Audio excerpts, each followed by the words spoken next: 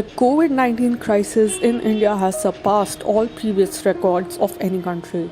India is reporting the highest number of cases and casualties than any other country has reported at any point in the pandemic. The number of cases being reported daily has remained above 300,000 for about a week now. A total of around 200,000 deaths have been reported so far in the country. Even this is almost definitely an underestimate. Meanwhile, the healthcare system has collapsed amid this deluge of infections.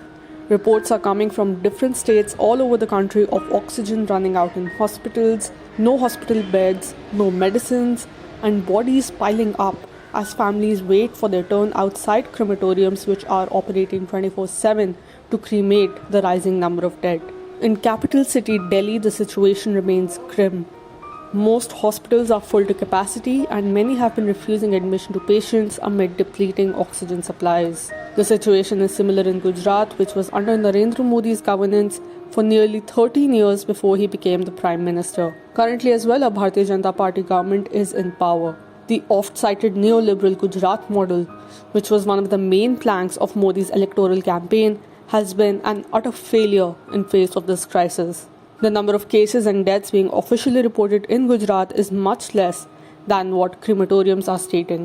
The state of Uttar Pradesh as well continues to undercount cases. It is also administered by a BJP government under Chief Minister Yogi Adityanath. While patients and their families scramble everywhere in search of oxygen and hospital beds, Adityanath has been falsely claiming in the media that all is well in the state. He went so far as to call for the National Security Act to be invoked against anyone contradicting this and for their property to be seized. Meanwhile, in West Bengal, the number of cases are steadily rising. A long 8-phased election is still proceeding in the state. Until just a few days ago, Prime Minister Narendra Modi and Home Minister Amit Shah were leading massive public rallies in the state without any kind of precautionary measures against the virus. Even then, the number of cases being reported in the country was breaking new records every day. Now, an army of red volunteers belonging to left organizations have been on the streets assisting people as the state and central governments have again failed to respond to the fast-spreading disease in an adequate manner. How did India land up in this situation?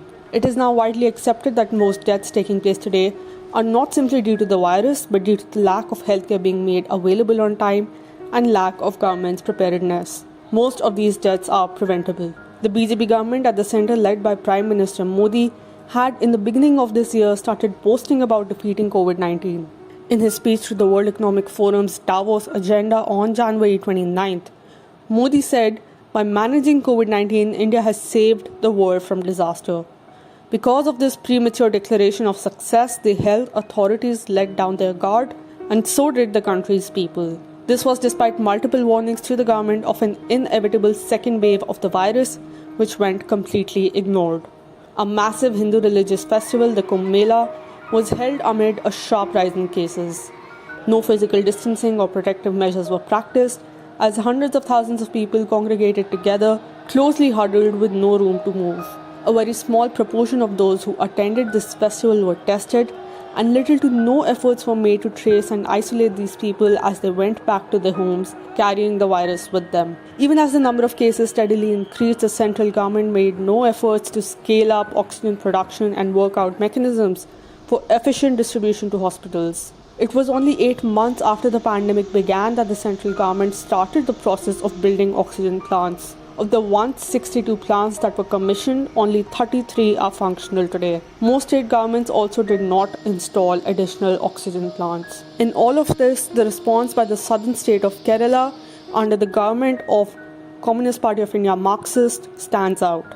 Kerala increased its oxygen production capacity so much so that it not only has enough oxygen for its own needs, it is also supplying oxygen to neighboring states. The well-developed public health system in the state has been treating people effectively and at no cost.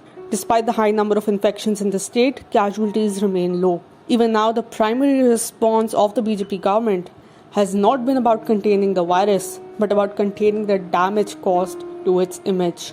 At least 52 tweets which criticized the government's response to the crisis were censored after the government asked Twitter to take them down. Next, the government's Ministry of External Affairs went after the newspaper, The Australian, for criticizing Modi and stating that he led India into a viral apocalypse. I can't breathe. The words that have come to represent the brutally racist state and police system in the United States are today being used across India in a different context as the virus continues to spread. The decline of this outbreak will not be as sharp as its rise, and this wave is far from over.